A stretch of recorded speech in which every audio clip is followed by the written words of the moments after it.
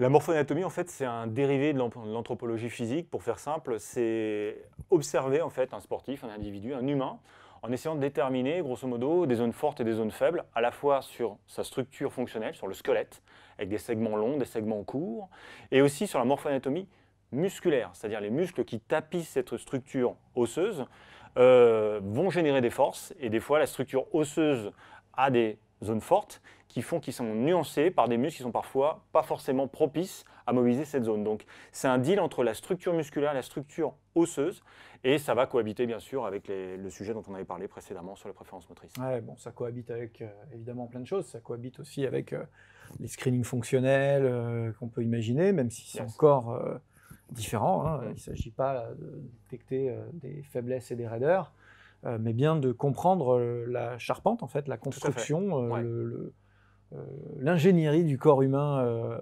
spécifique à un individu qui peut être très très différente d'une personne à l'autre, hein. Clairement. Clairement, en fait, moi je fais souvent le parallèle pour expliquer aux gens, parce que des fois c'est un petit peu abstrait. Prenons l'exemple d'une voiture en fait. Toutes les voitures ont en général 4 roues, un moteur, avec des sièges et un volant. Jusque-là on est d'accord, mais entre la Formule 1 et la R5, à la fois dans sa motricité c'est différent, dans la manière de la conduire c'est différent, et les forces générées sont complètement différentes. Bah, le squelette humain c'est la même chose.